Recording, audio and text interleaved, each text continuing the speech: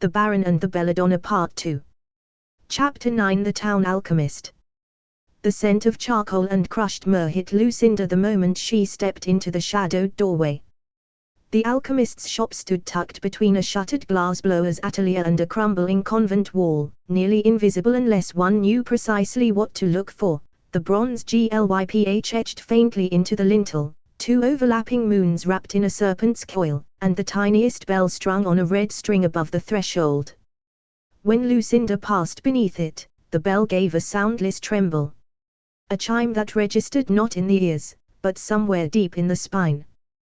The interior of the shop was dim, lit only by thick beeswax candles and the low red glow of heated coals banked beneath a strange copper apparatus shaped like a swan's neck.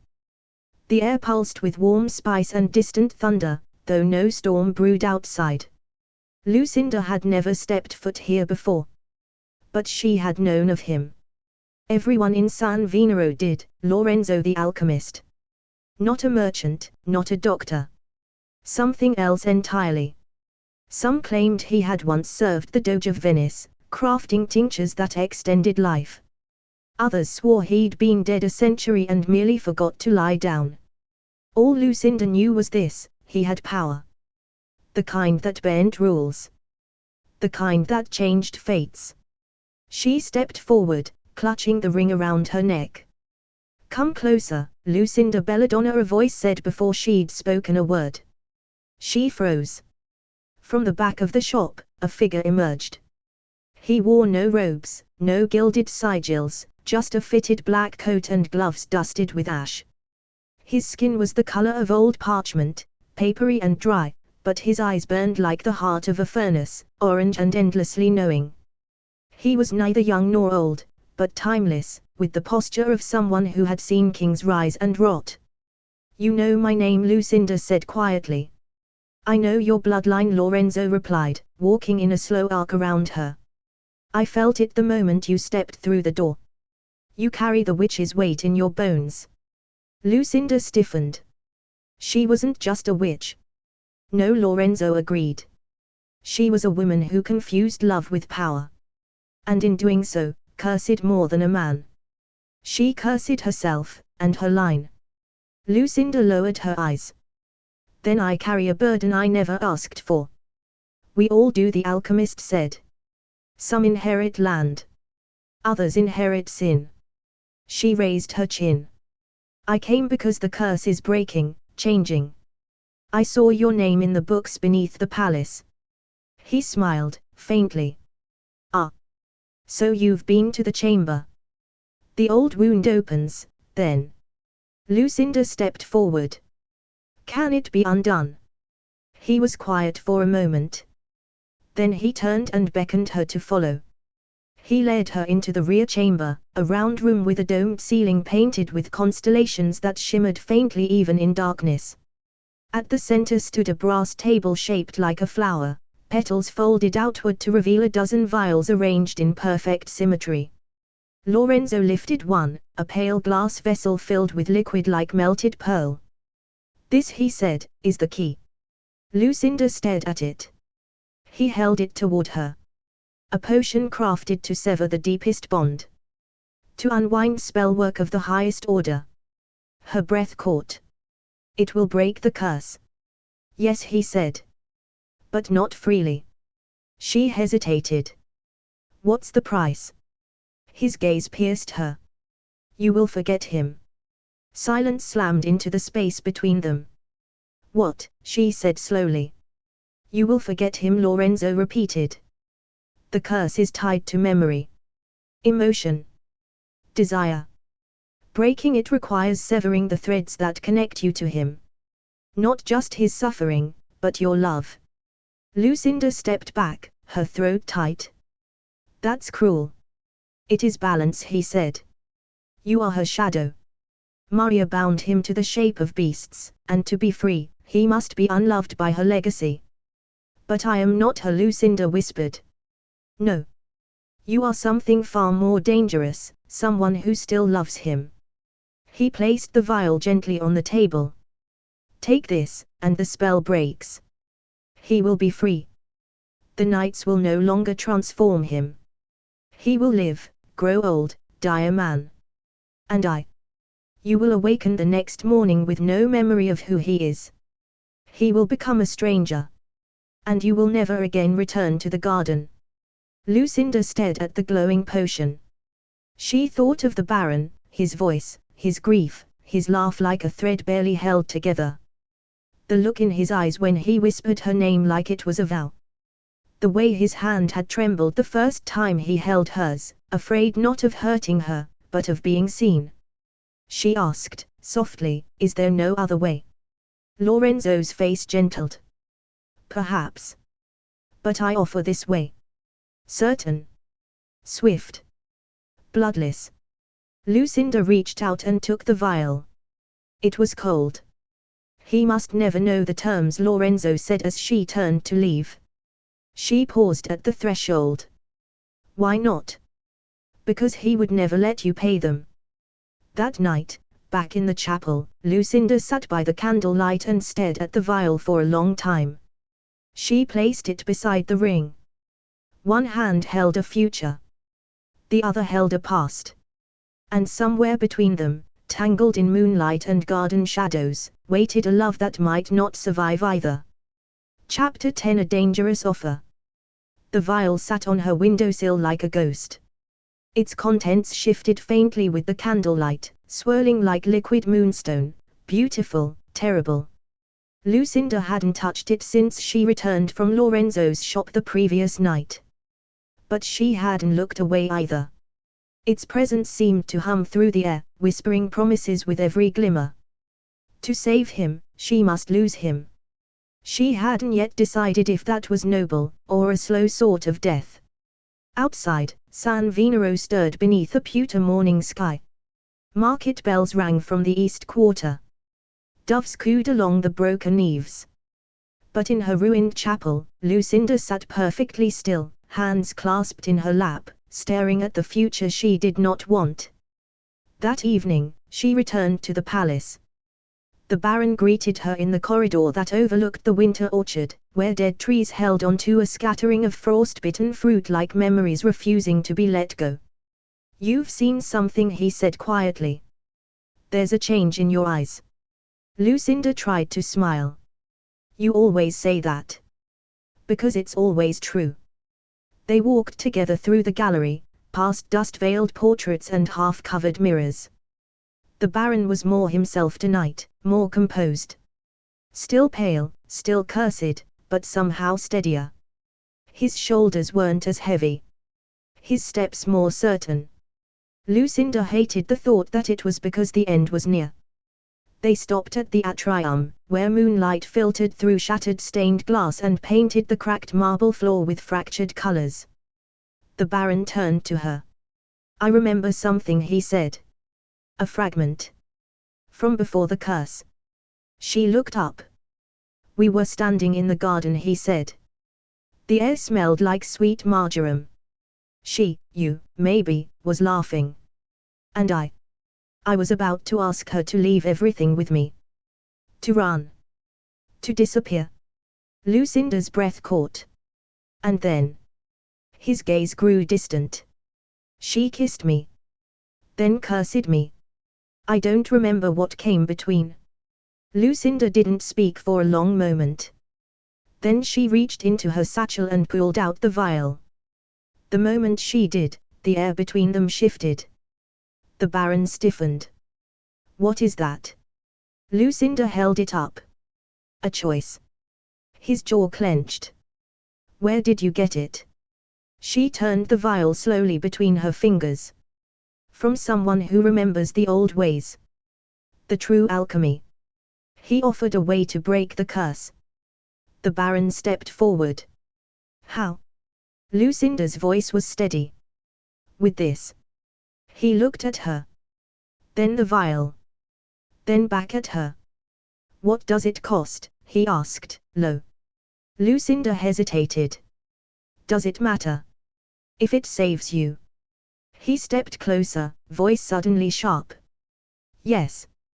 Because not all salvation is freedom." Lucinda met his eyes. "You've spent 2 decades trapped in a half-life. This ends that.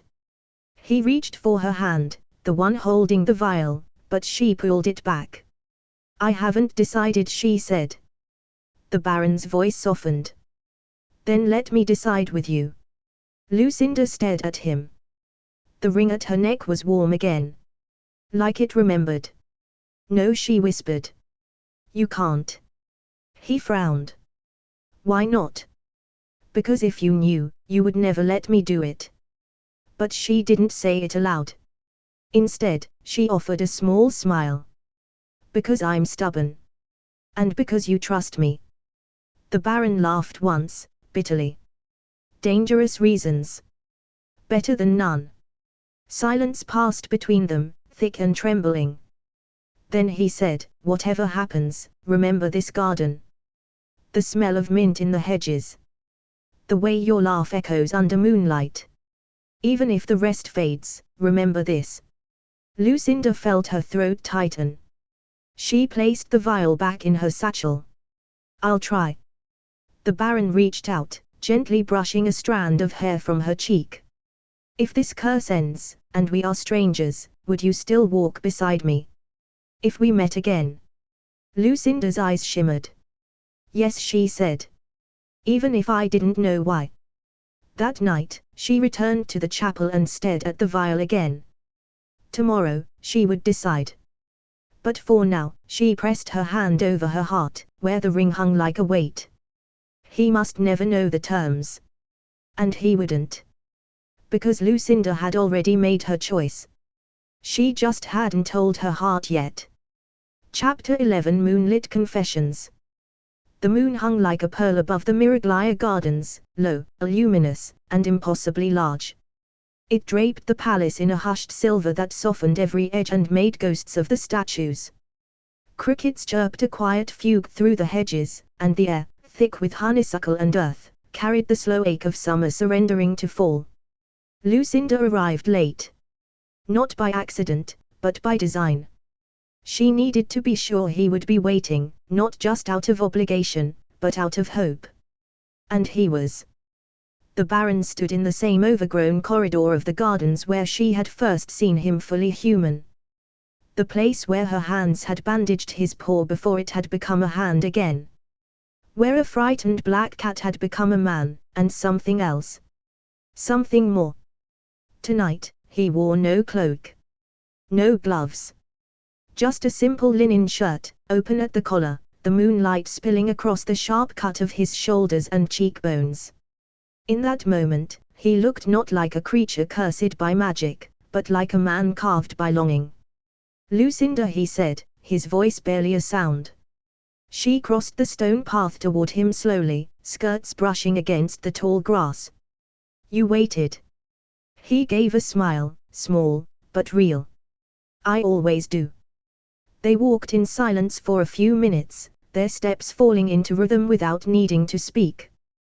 The garden stretched before them, once the pride of the Miraglia estate, now wild and lawless. Ivy strangled the marble railing of a dry fountain.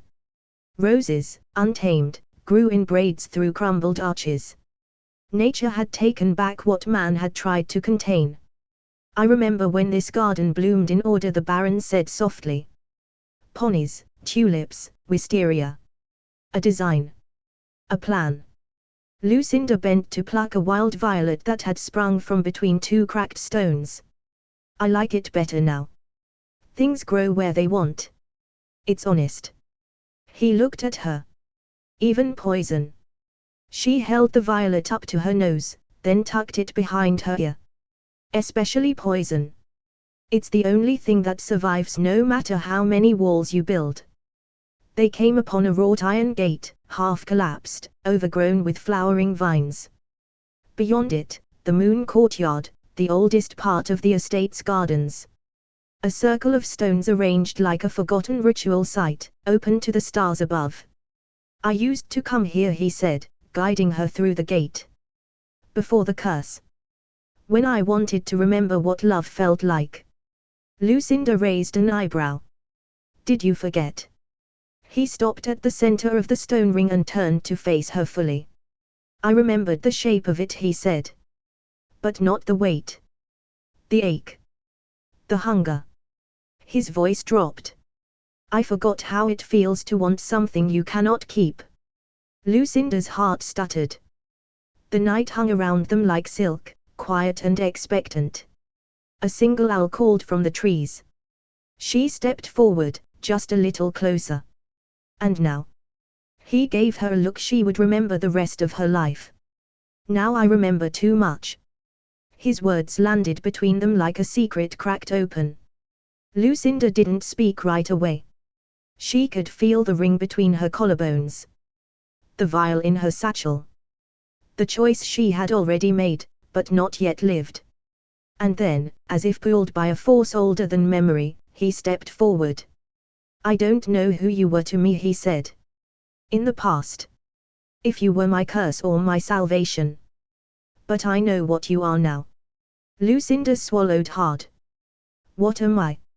He reached for her hand, taking it gently, reverently. You're the first thing in 20 years that's made me want to survive the night. Her breath caught. I don't know if I can save you. You already have, he said. Then, under the weight of moonlight and the ache of everything unsaid, he leaned in, and kissed her. It wasn't sudden. It was slow, quiet, and certain, like the first drop of rain before a storm. His hand rose to her cheek, tentative but sure, and her fingers curled around his coat as the kiss deepened, not urgent, but inevitable. Their mouths moved like they'd kissed in another life, and their bodies remembered what their minds had forgotten. When they pulled apart, both were changed. Lucinda whispered, "What now?" The Baron held her close, forehead resting gently against hers. Now we wait for the end. Or the beginning. Later, as they lay side by side in the garden, watching the moon drift overhead, Lucinda knew she would drink the potion. She would lose this kiss, this moment, this man. But he would live. And love, if it meant anything at all, must survive even that. Chapter 12 Bella Donna's Bloodline. The dream began the same way it always did, a single drop of ink falling into water. Darkness bloomed outward, blooming into tendrils, then roots, then vines of Bella Donna. The deadly nightshade grew in slow-motion spirals, wrapping around her ankles, her wrists, her throat, not choking, not painful, but claiming. Lucinda stood barefoot in the ruined garden, her hair loose and tangled with leaves. Moonlight cast no shadows. And at the edge of the dream, a voice called her name, not the one she bore now, but another. Maria. She turned. There, standing beneath the twisted branches of the plum tree, was the woman from the portrait, the woman from her blood. But this time, she was alive. Her expression was unreadable, carved with pride and a terrible knowing. Her hair spilled in raven-black waves over emerald silk. The same eyes, Lucinda's eyes, met her across time. You weren't supposed to fall in love, the woman said. You were supposed to remember. Lucinda opened her mouth to speak, but the dream broke. She awoke gasping. The morning sun slanted through the broken stained glass window of the chapel, casting red and gold pools across the dusty stone floor. Her breath steamed in the cold, even in late autumn. The vial of memory still sat on the altar beside her, untouched.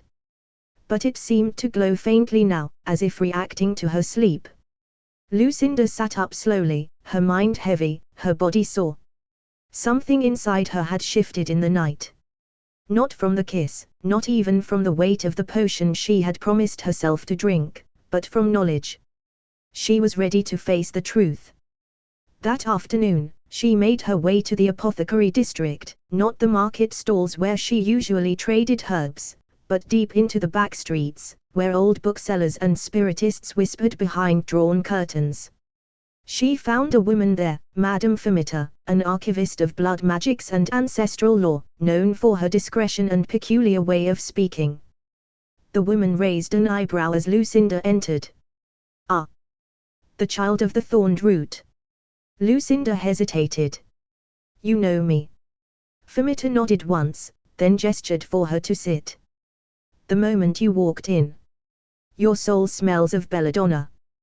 That line has always carried its own perfume. Lucinda removed the ring and placed it on the table. I need to understand what I am. Fumita touched the silver carefully, reverently. You're not just descended from Maria Bella Donna. You're of her magic. Not just blood. Intent. The spell she cast wasn't meant to curse only him, it was designed to preserve her power through time. Lucinda's eyes narrowed. What does that mean?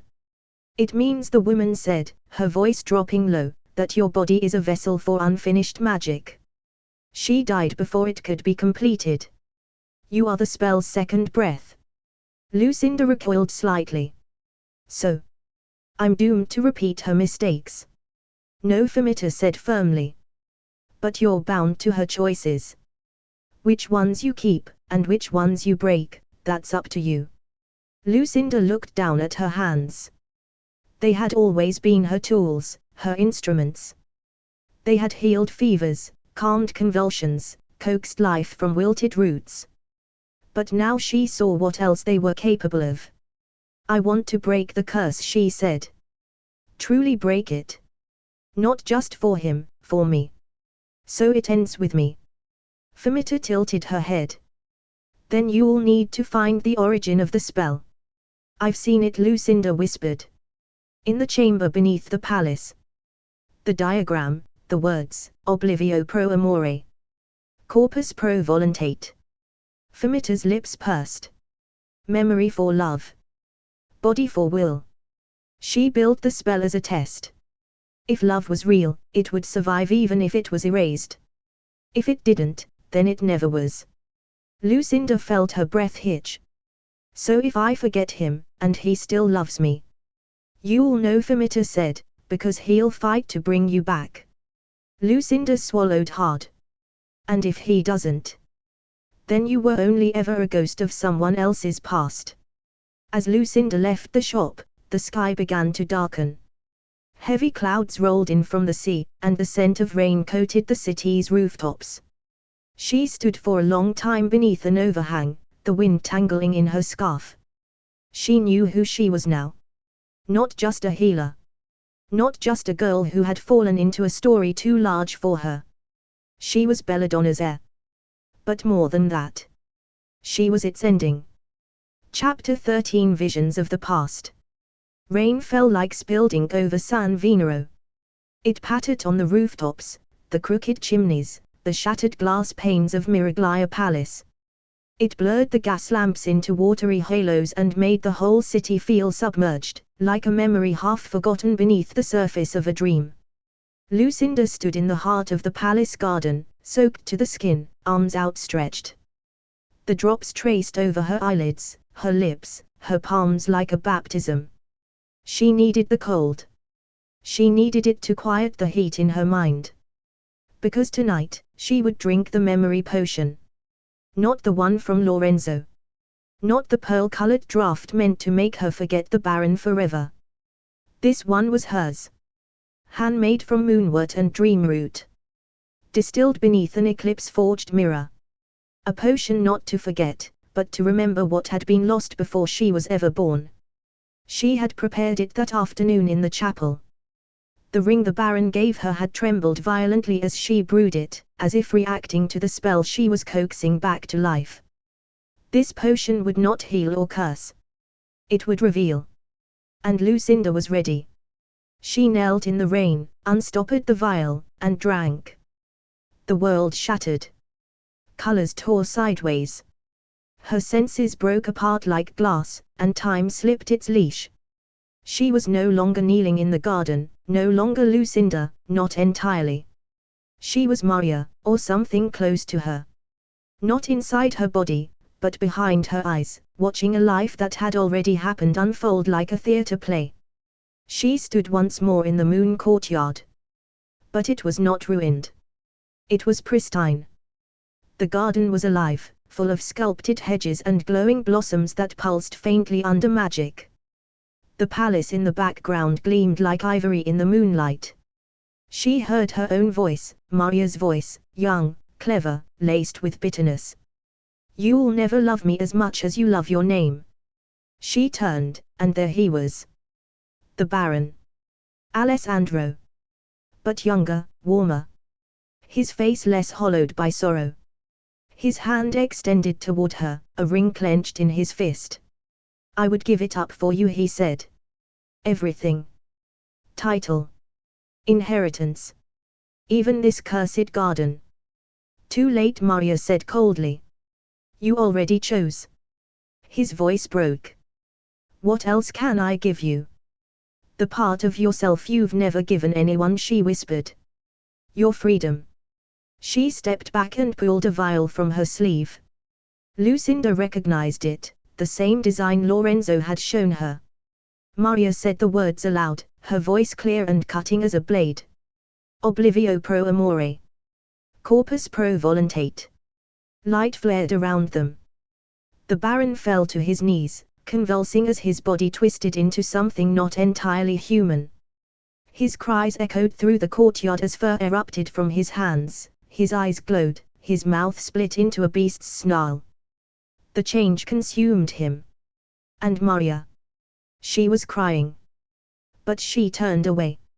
And whispered, to herself, a final truth: "If you truly love me, you'll survive me." The vision shifted. Another place. Another time. Lucinda now stood in a dark chamber, the alchemist's room beneath the palace. Maria stood at the table, surrounded by symbols. Her hands trembled as she pressed the tip of a dagger into her own palm, letting blood drip into a crystal bowl. Lorenzo stood beside her, younger but no less strange. "You will lose yourself," he warned. "Let me," she whispered. "Let her remember when I cannot." "You are tying your soul to your bloodline," he said. "When one awakens, so will the other. Then I hope she is wiser than me." With the last drop of blood, Maria whispered one final incantation. The magic burst outward, searing itself into the very stones of the chamber. Her figure blurred, fragmented. And then everything collapsed into darkness. Lucinda gasped as she came to. The rain had stopped. The sky was heavy with stars, and the garden shimmered in the aftermath of memory. She was herself again, Lucinda, but changed. She knew the truth now. She was the spell's second breath. Maria had tied her soul to Lucinda's life, not to haunt her, but to leave one final, redemptive chance. Not to repeat the curse. To undo it. Lucinda rose slowly, trembling, soaked and breathless. She looked toward the palace. "I won't let it end the same way," she whispered. Then she turned, clutching the now empty vial. The Baron was waiting. And now she knew what must be done. Chapter 14: The Choice of Memory. The stars were still fading from the sky when Lucinda returned to the chapel. The early morning cold crept into her bones, but she barely noticed it. Her cloak was soaked from the rain, her boots caked with garden mud, her hands stained faintly red from crushed dream root. Yet her eyes burned with purpose. She had seen the truth. She had lived Maria's betrayal, felt the sting of her own inherited magic, and watched a man she had come to love fall to ruin, not once, but twice. She now understood the spell in its entirety, not just the words or ingredients, but the intention. Memory for love. Body for will. A vow wrapped in punishment. A curse disguised as devotion. Lucinda sat before the altar, the memory vial now empty beside her. She pulled the other, the final potion, from her satchel. The one Lorenzo had given her. The draught that shimmered like pearl and moonlight. The one that promised an end to the curse, at the price of everything. She turned the vial slowly in her hand. The choice was now real.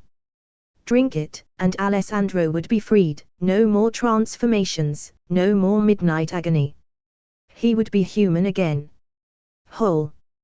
But in return, she would forget him. Their garden walks. Their first kiss. The ache in his voice when he whispered her name. All of it, cut clean from her. He would be saved. She would be a stranger to him. Her chest felt hollow with the weight of it. She lit the small fire in the stone brazier and wrapped herself in the velvet shawl she had once found discarded in the palace. The ring at her neck pulsed like a living thing. The potion glowed faintly in her palm. "I love him," she said aloud. The words rang through the empty chapel like a spell all their own. Not just a declaration. A truth. A vow. She thought again of Maria, the rage in her voice, the pain in her eyes as she cursed the man she had once adored. She thought of the mural on the alchemist's wall, her own face painted into history like a forgotten patron saint of grief. And she thought of Alessandro, not the noble, not the beast, but the man who still knelt in ruined gardens waiting for her return. She had the chance to do what Maria had never done. Choose love over power. And love, true love, sometimes meant giving everything away. She uncorked the vial. The scent that rose was soft and haunting, jasmine and salt, rain and crushed silver. It was the scent of their garden after dark. Of memory, slipping between fingers like water.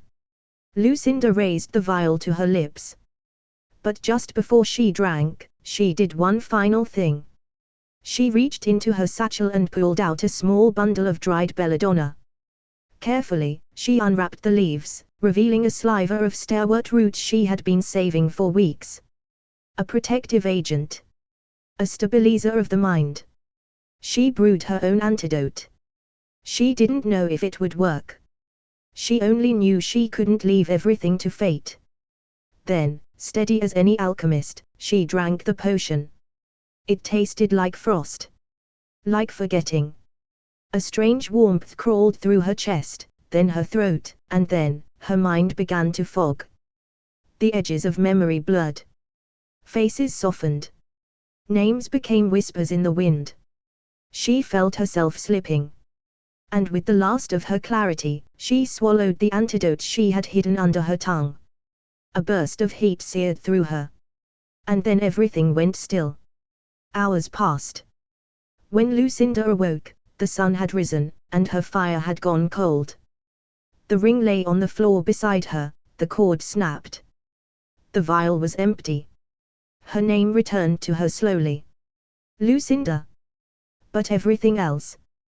There was a hollow ache in her chest. She didn't feel forgotten.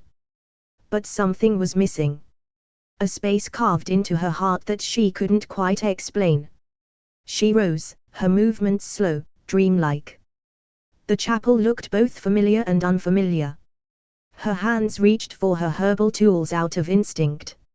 Her boots stepped toward the palace as if pulled by invisible thread. The name Alessandro hovered just out of reach in her mind. And yet, she kept walking. In the palace garden, the Baron stood alone beneath the plum tree, the last of the season's petals falling around him like snow. He felt it the moment the spell broke. No pain. No transformation. No beast clawing at his skin. He had been set free. But his heart shattered. Because he knew what it meant. She had chosen him. And forgotten him to do it. He fell to his knees in the garden and wept, out of gratitude, yes, but also out of unbearable loss. The price had been paid. She was gone. And then he heard footsteps. Slow.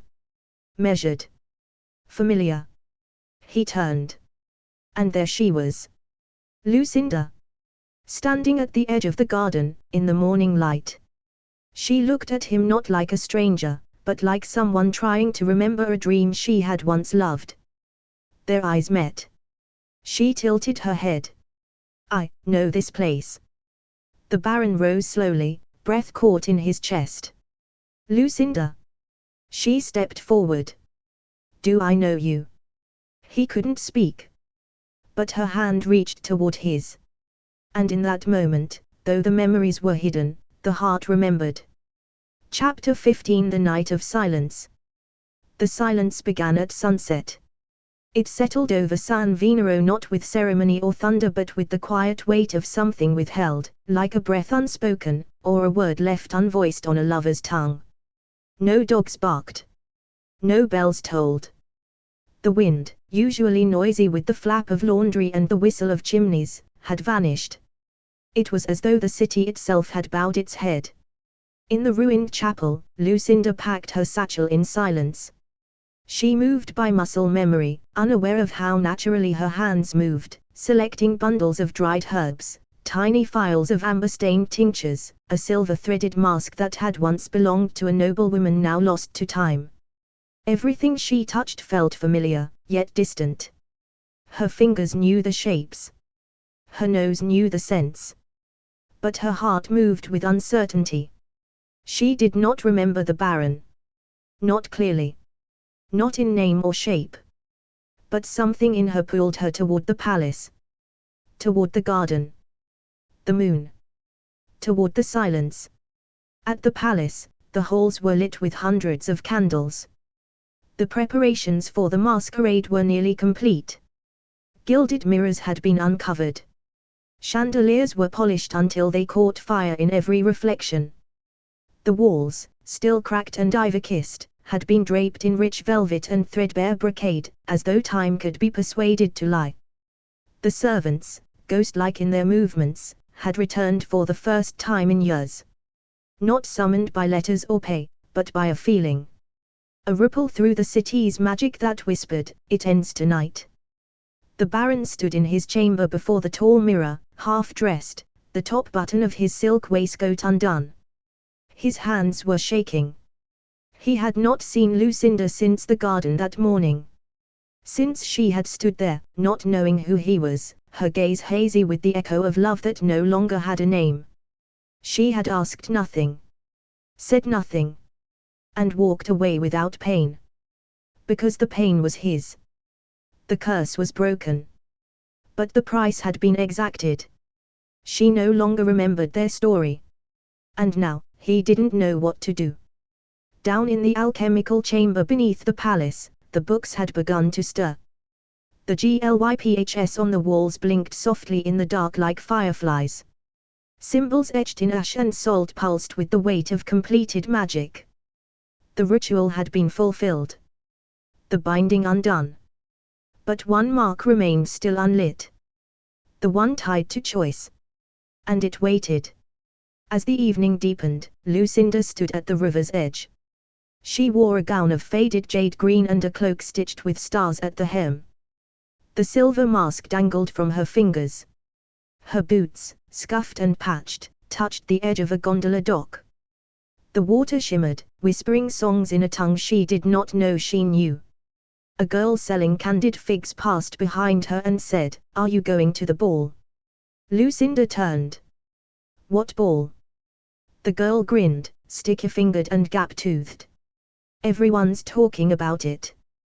The palace. The Baron's ball. You should go." Lucinda blinked. The word Baron lodged somewhere deep inside her, ringing faintly, like a chime in a forgotten bell tower. She nodded slowly. "Yes," she said. I think I'm expected." That night, Lucinda walked to the palace alone. She did not remember their first kiss beneath the plum tree. She did not remember the way his hands had trembled when he told her his name. She did not remember the pain, the curse, or the garden's wild songs. But she remembered the pool. She remembered waking each morning with a name on her tongue that never stayed. A longing that had no origin. A feeling that if she stood still long enough, someone would find her in the dark. She remembered what it was to want to remember. The Baron watched the guests arrive from his high window. Carriages painted in crimson and cobalt. Silken masks embroidered with feathers and lace. Music rising through the night like perfume. But he did not care. Not until he saw her. She arrived on foot, no escort, no jewels. Just a simple cloak, a silver mask in one hand, and moonlight on her shoulders like blessing or doom. His heart surged. But he did not move. Not yet.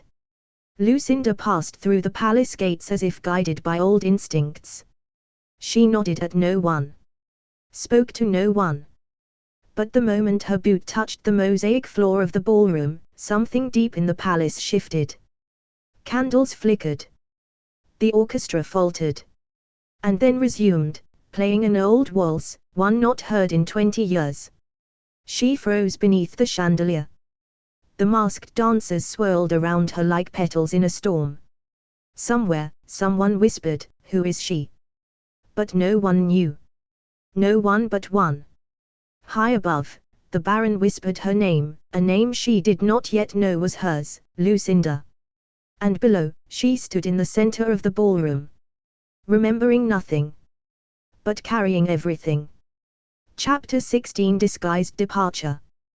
The ballroom was made of mirrors. Not in glass and gilt alone, but in the way every movement, every breath, reflected 1,000 times in the faces of strangers who pretended not to see. Silk swept across polished marble. Gloves touched gloves. Eyes darted behind masks of foxes, lions, nightingales. Lucinda stood among them, cloaked in silence. She wore no noblewoman's gown. Her dress, borrowed from a theatre seamstress, was stitched from memory and dusk, deep green with silver threading at the hem. The mask she wore was shaped like a moth, delicate and dusted with glass beads that sparkled with every turn of her head. She had no name tonight. Not for herself. Not for him. Not for anyone. And that was her protection.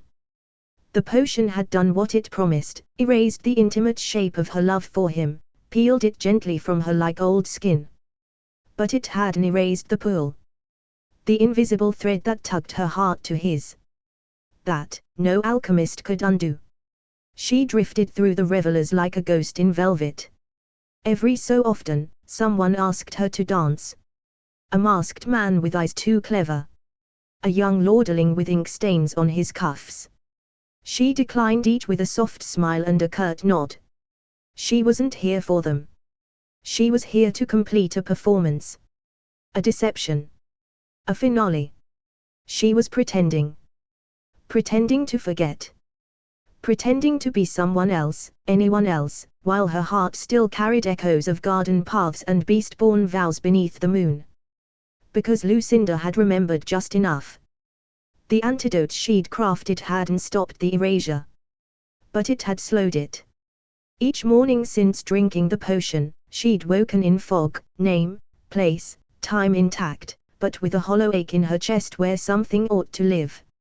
And each night, just before sleep, she'd write his name down on a scrap of paper, bury it in the ashes of her fire, and pray that somewhere in the smoke, he would know. She was coming back. Across the ballroom, the Baron watched her. He did not approach. He did not speak. He stood at the edge of the great gallery, a single hand curled around the balcony railing, watching the way her cloak moved as she walked. He knew her stride, he had walked beside it in the garden, timed his breath to it. She was here. And she didn't remember him. But she had come. He dared not move.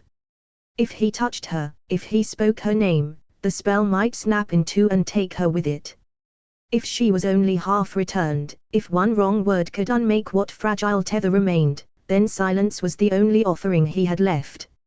Later, Lucinda found herself on the outer terrace. Fireworks bloomed in the distance, colors flaring like celestial flowers over the bay. Their light spilled across her face, catching in the silver of her mask. She leaned against the railing, trying to make sense of the ache in her chest. Someone stepped beside her. Not close. Not touching. But present. She turned slightly. It was him. Tall, wrapped in midnight blue silk, face hidden behind a half-mask shaped like a hawk. But she knew him. Not by sight. Not by logic. By something far deeper. She said, quietly, "We've met." He said nothing.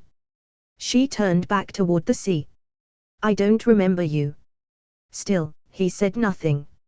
"I drank something," she admitted. "To let go. I think I chose it. I think I did it to save someone." The Baron's voice was like distant thunder. "You did." She didn't look at him. "But I left a piece of myself behind," she whispered. "Yes," he said. She turned to him now, face tilted up. Do you know who I am? He nodded once. I do. Do you still love me? She asked.